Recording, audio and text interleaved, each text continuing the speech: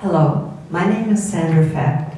Today is October the 7th. It's a Friday, 2016, and I want to welcome you to a conference From Illusion to Reality, and you can learn a little more about this conference at illusiontoreality.com. My email address is Sandra, S-A-N-D-R-A, Fecht, F-E-C-H-T, @rogers.com. I have been a counselor in Ontario for many years. I was trained originally in the usual methods, and I didn't believe there was anything like sexual abuse, or certainly not satanic ritual abuse. I went through a very lengthy opening when I realized there was sexual abuse, and even more so when I realized there was satanic abuse. We are all raised in a certain kind of denial. We have denial about ourselves, we have denial about our parents, and we have denial about the society. Some part of us always wants to think everything is wonderful, and for some of us life truly is wonderful. However, there are other things going on beneath the surface. I started doing counseling, and in order to help people who had been sexually abused, I developed methods for going deeper and deeper, because they didn't always remember what had happened to them. And I realized that the most powerful part was the part they had repressed. We'll deal more with that in a moment. I will warn you that the next 5 minutes or so are going to be very difficult to hear. So I would ask that people who have children, that the children be removed from the room, that I want to warn you that this may be triggering. And if this is very, very difficult for you and causes a bad reaction in you, you may want to ask yourselves why. When I developed these methods of helping people to uncover what had happened to them, I started to hear very bad stories. There were things like hoods and chanting, strange things that I had never heard of before. And I will tell you that what I'm going to tell you in the next 2 or 3 minutes, it took me years and years to believe and pay attention to. I originally thought the people who told me these things were really very crazy. And having had a lot of training in the medical model, I sent them back to their doctors for medication, and often they were put into a psychiatric hospital. But they talked about drugging, being drugged, being raped, multiple rapes, sex, and you'll pardon me for this, but this is what we're here to talk about, sex with animals, sodomy, going a little deeper, sacrifice of children. I knew nothing of women being used to breed children for use as sacrifice. There was the eating of body parts and other really gross, horrible things, the drinking of blood. There were reports of extreme cruelty, acts of cruelty that you can't even imagine. And I heard from some of my clients that these acts of cruelty, there were local, regional, provincial, national, and international contests where they would reward those who could be this cruel. Normally in good families we reward people for being kind and gentle and honest. In the families that are involved with this kind of thing, they reward their children for being cruel and deceitful and knowing how to extend torture. And if you have a difficult time believing any of this, I totally understand it. It took me many years to believe this. I further heard stories of lizard beings, whether they were etheric or whether they were physical. I heard these stories of curses and demons and things that you would think people only believed in the Middle Ages. But I know now that these are true. The tortures included things like putting people in boxes with spiders or snakes or rodents. They included things that had to do with the elements, like burning people, especially in places where they wouldn't show, like their mouths or the soles of their feet, which can produce a lot of pain without leaving any scars. Waterboarding, burying in the earth, being hurt with metal or wood objects. There were just all kinds of obscene and horrific acts designed to terrify people. I used to wonder, why would they do this? Now I know, and I'll be explaining it a little longer in a few minutes. You need convincers when you hear these types of stories, especially when you haven't heard anything like this before, and no one around you has heard anything about it. For the longest time, I thought these people were very crazy, and as I said, I sent them away to get medicated and be hospitalized. But after a while, I realized they can't all be telling me these stories, and they're all wrong. Someone has to be right here. So I decided that what would convince me that these stories were true. And I came up with 5 ways of being convinced that these stories were true. One is if there was scientific evidence or some kind of proof. And I did have clients who were left boxes of paraphernalia that had been used in ceremonies, or who had scars or other things that would indicate they had been hurt. The Bible refers to these kinds of things.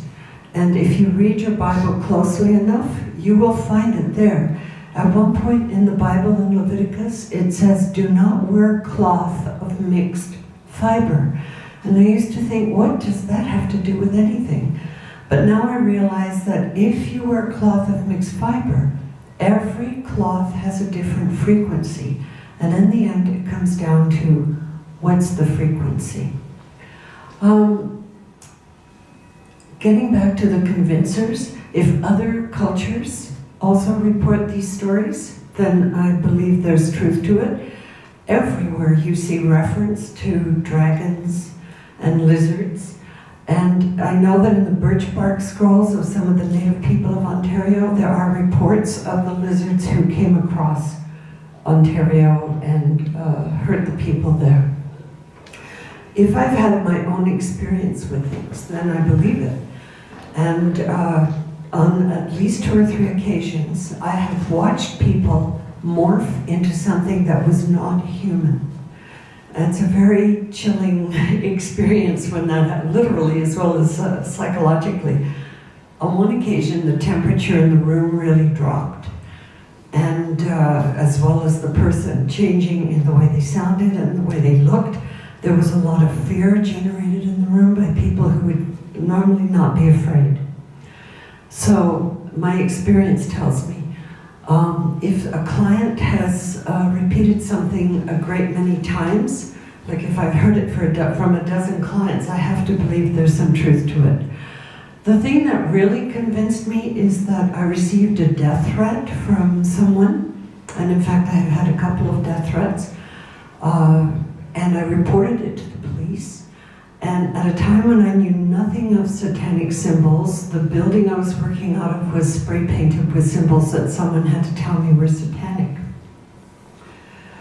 At some point, I had a young police officer. I made 3 reports, and the police officer came to me and said, "Sandra, you need to know that all your police reports are disappearing." So I knew at that point there was truth to this, and I started to really listen to the people.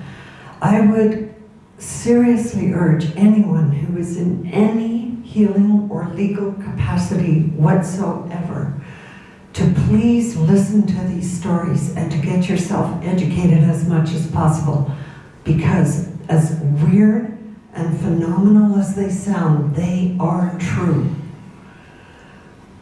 Who does this? Well, there are different groups. There are military and political, high-tech, and believe it or not, alien, ancient, men's clubs, and there are splinter groups. The military and political, I've heard people tell me how they knew how to operate weapons that they had never picked up consciously. And they had been trained in things that they didn't know how to do. I've had at least 3 ordinary, lovely young women or older women tell me that they knew that on a certain frequency that they would go out and kill people. It's kind of disconcerting when your local bookkeeper tells you that.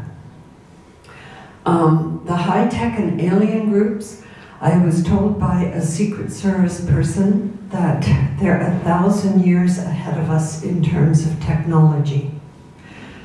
And they can do things like create portals to get people from A to B. They can do time travel. So I've had many people tell me they've had weeks and weeks of weapons training. And I said, well, how would that happen? You know, surely someone would have noticed that you were missing. And they've told me they stepped into this room or box. Instantly they were somewhere else. They went through these 2 or 3 weeks of training, came back, and it was like 2 minutes later in terms of usual time. So there are things that they can do that we have no information about.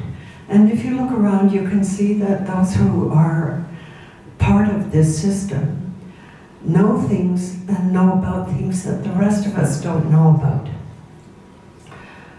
The ancient groups can use seeds, plants, rhythms, chants, tones, and so on in order to create a specific frequency effect on other people. And I used to think, why do they spend so much time chanting? Like, what's that all about? And I realize now that 2 things are achieved with the chant. One is that they get you into a certain frequency, and the other is if they're torturing you while they're chanting, that your entire energetic field will collapse, and that's really what they're after. There are men's clubs, and I'm sure in your own mind you can think of a few men's clubs where these things go on. And I don't want to imply that everyone in the military or the high-tech or the ancient things are all bad, or the men's clubs, because I know there are good and bad on both sides of this. There are people who know how to use these things for good. I do want to refer back to the alien thing for a moment. A former Deputy Prime Minister of Canada, Paul Hellyer, who was 92 years old, went and addressed the United Nations and goes around the world speaking. And he said that it isn't whether or not the aliens are here. The aliens are here. It's a question of government transparency.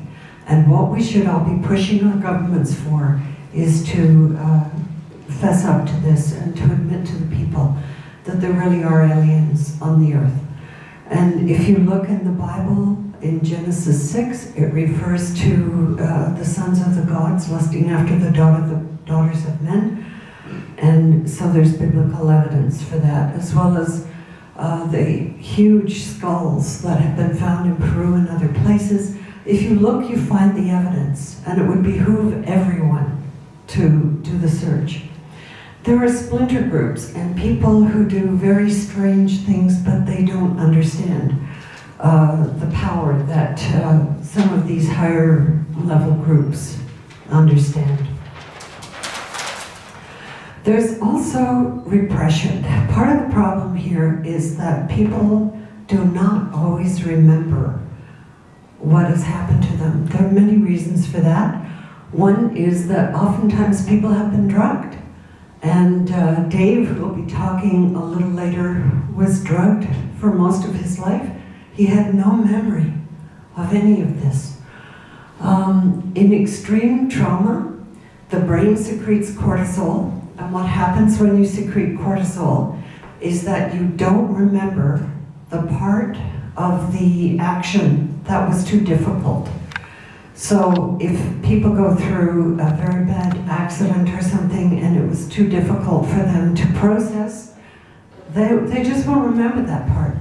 The problem is that part always leaves a calling card, and the calling card is a symptom. So what would the symptom be? It might be that you can't get along with other people, maybe you sexually act out or feel sexually inhibited. You might have a mood disorder, you may have a physical problem. There could be 100 different kinds of symptoms, but if there's some symptom that you are not able to deal with, you might want to look at a little deeper level. What is the purpose of all of this and the history? Well, in my view, the purpose of it all is to gain souls, energy, and your gifts. Someone told me once that it was his job to gather the energy from the tortured people. That when they were tortured enough, they started to dissociate, and the energy came out of their bodies. And his gift was that he could take that energy. He could take the energy and direct it to somebody else. So I've also, in working with people, realized that there are traps right up until the moment of death. So I really and strongly urge everyone to get a faith. For me, I'm a Christian. That's what works for me. I would urge everyone to really get back that connection with the invisibles, with the unseen. There is a spectrum of energy that goes from very heavy, dense, dark energy to very light. And you want to be sure that you're looking in the right direction and that you get that very light energy.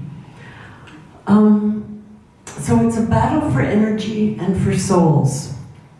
The history of it is that, and I think it even precedes the burning of the library in Alexandria, that those in the know want to keep the esoteric information, the specialized information, from the rest of us, because that is the way they control us. And when I look at the European history, there's a book called Witchcraze, and they say that between 3 and 9 million women, mostly women, were murdered, burned at the stake for knowing this information. I swear there's a genetic memory in us that makes us afraid to really reach out and grab our beautiful true essence. Because if we talk of energy, if we talk of spirit directly, then there's some memory that says maybe we will be hurt. But I think it's the opposite. If we don't recognize it, if we don't talk about it, then we're going to be hurt. So we have to reclaim that part of our history. Not only were the Europeans hurt, but everywhere that European imperialism went around the world, the incident of spiritual events went down. Traditionally around the world, there were shamans who could bilocate, heal, travel distances, do all these amazing spiritual acts. We went to these places as Europeans. We killed those who knew how to do this. We took a copy of whatever information they had, and we burned the other copies. Where did the copies go? They went to the Vatican. Are we informed by our churches of how to be magnificently spiritual? No. There's an intermediary, the priest, and if you pay enough and do enough, maybe your soul can get to heaven. But the example of Christ on crucifixion was that the veil was rent, and the veil in the tabernacle, when it was rent, allowed us to access God directly.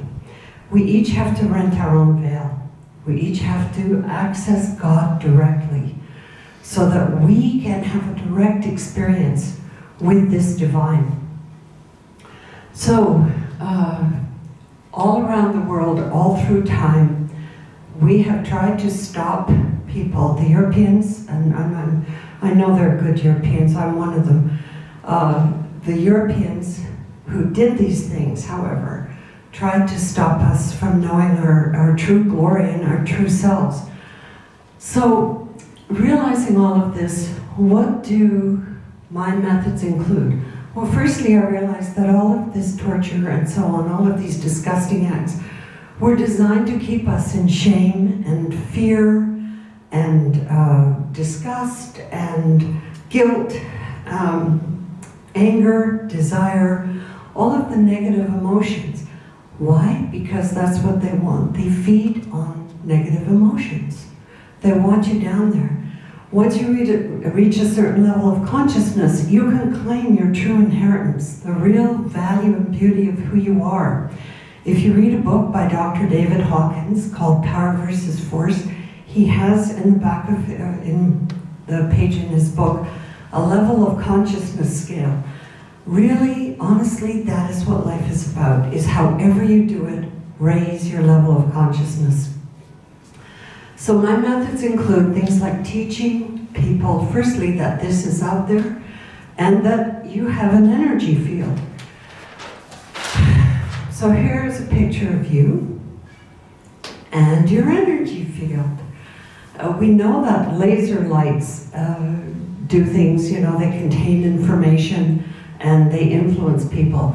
You have an energetic field all around you. You swim in an energy soup. It's filled with information. It needs cleaning, just like your teeth, your hair, your body. And I have a small manual that describes how to do this. Shamans all over the world know how to do this. So depending on what's in your energy field, there's something called Kirlian photography, and Kirlian photography will take a picture of it so you can actually see what your energetic field looks like, and it gives information about you. There's an assemblage point, and the energy first comes into your body through the assemblage point. There's a fellow called John Whale in England who has developed, he's an engineer, and he has developed equipment to test the location and the efficiency of your assemblage point. And his name is W-H-A-L-E. If the assemblage point is too low, you get depressed and sluggish and certain illnesses like chronic fatigue. If it's too high, you get high blood pressure and anxiety. And depending on the location, it will impact your health, your thoughts, and so on. The energy comes in through the various 7 chakras. You can learn about the chakras through the INEH group, I-N-E-H, the Independent or International Network of Energy Healers.org, I think it is. Every one of these has specific functions for how you think, how you feel, what your body does, the health of your body. And you need to learn how to balance this all over the world. Shamans knew what these did, the impact on your body. If I said to you, run this hotel, run your house without hydro, what would happen? Would it not fall apart? You'd have no light, no refrigerator, no heat, no TV.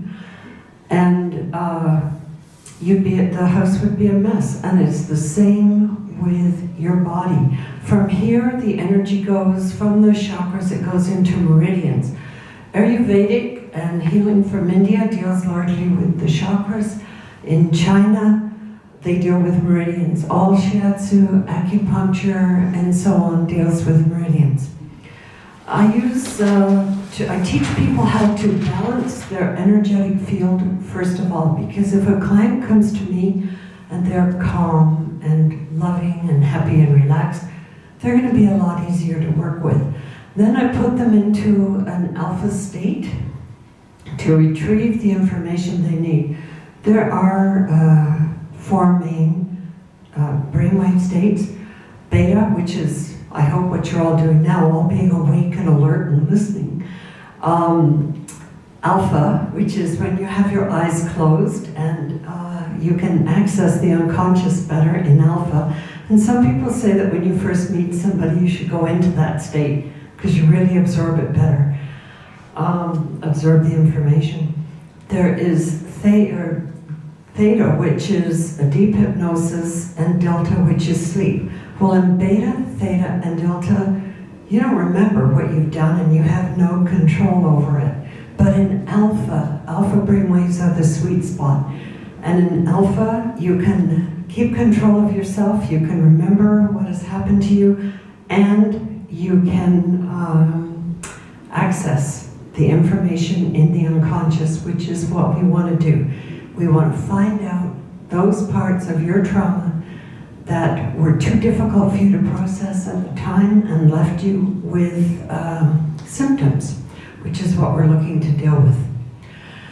So there are general methods of trauma, but a little later on, Fran will be working or talking about the methods that we found that the higher level Satanists and high-tech people do specifically to our energetic field.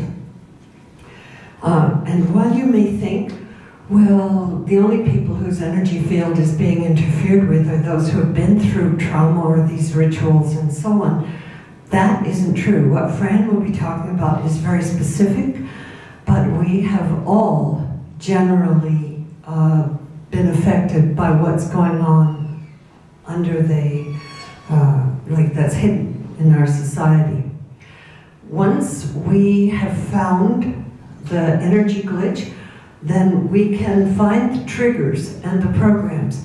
If I am perfectly energetically balanced, I can walk through life with joy, with love, with hope and peace, healthy body, calm mind, balanced emotions.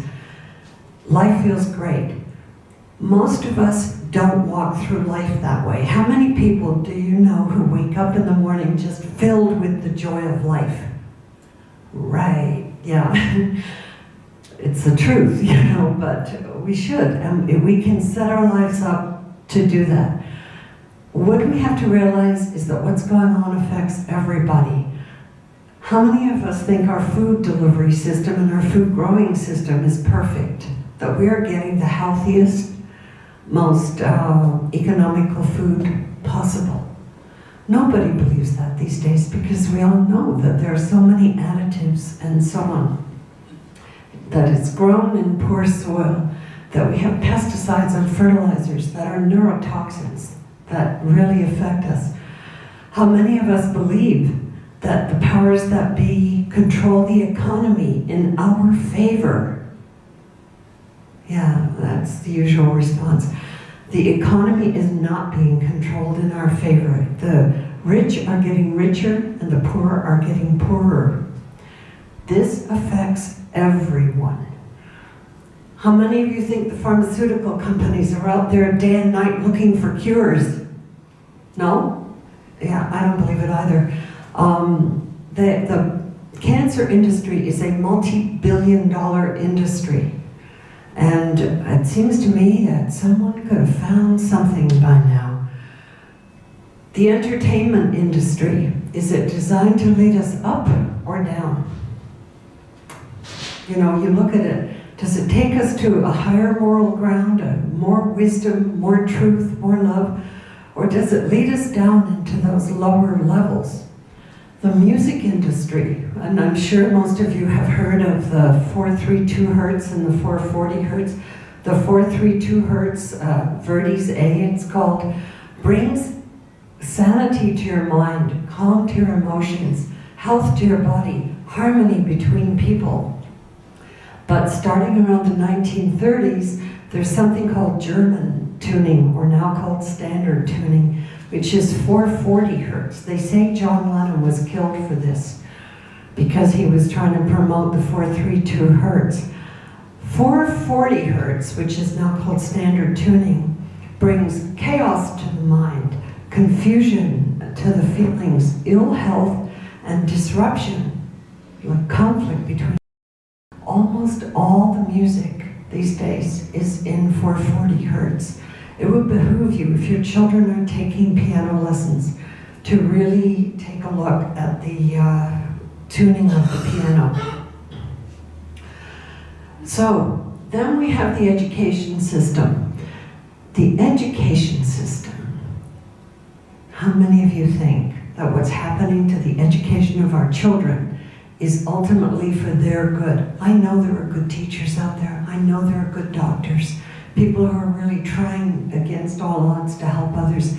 But the whole system is designed not to bring out the best. Education, the word comes from the word educere in Latin, to bring forth that which is within that person.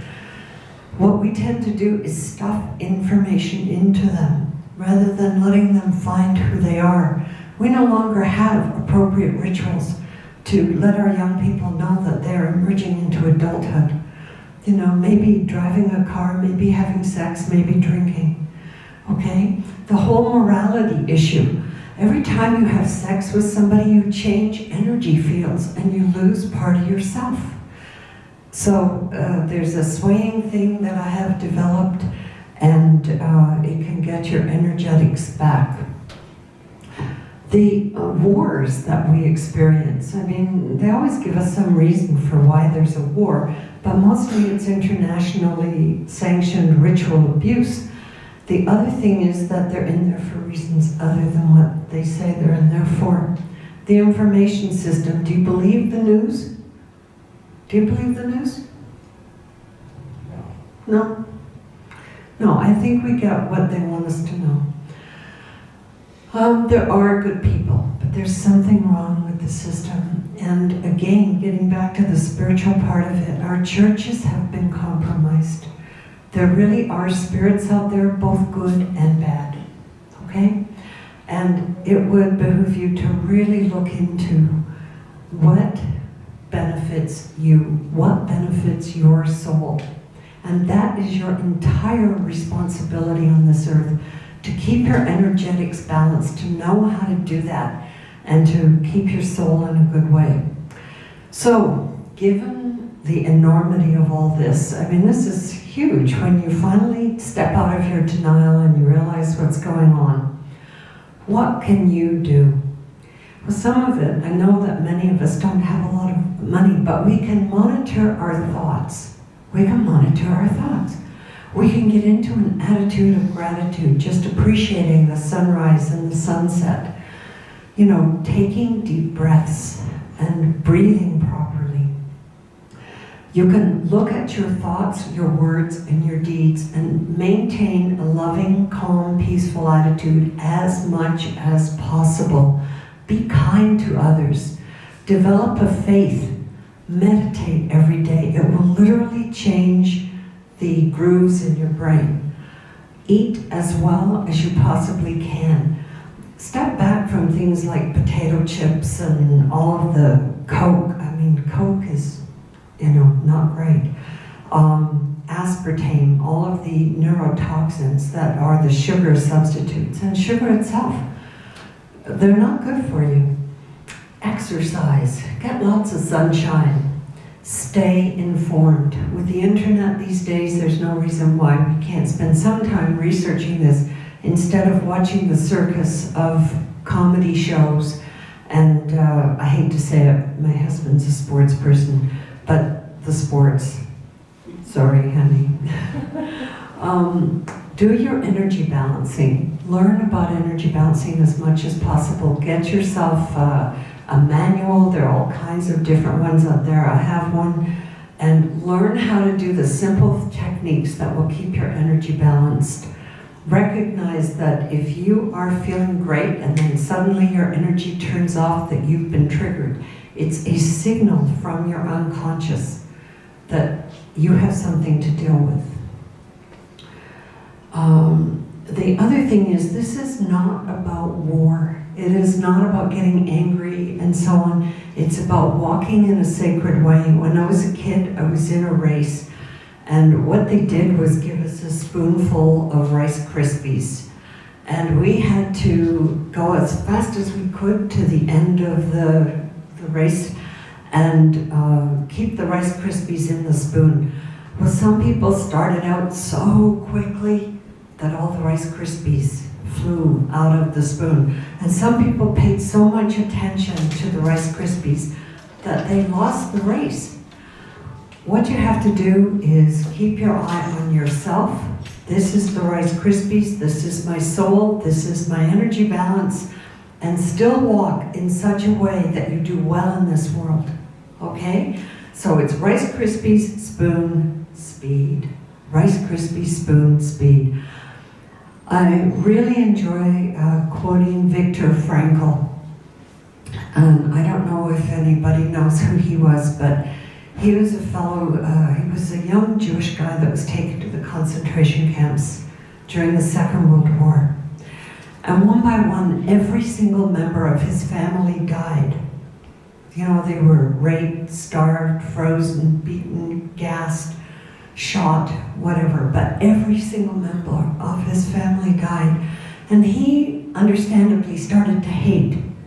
What level of consciousness is hate? It's a very low level of consciousness. And one day he realized, if I hate, I become one of them. Hate, anger, aggression, these are the weapons of the other side. These are not the things of those of us who walk in truth, beauty, faith, and light. We need to walk in love, understanding, and forgiveness, and keep our energy field balanced in that way. And I know this was a very short introduction to the work, but I hope it piques your interest. I hope I hear from some of you. We do give workshops on this to fill it out in more detail. You will be hearing from Dave about his experience in terms of being raised in one of these families, and from Fran, who will go into more detail about some of the energetic damage that is done and how they can control us with frequency. Thanks for your attention, and God bless.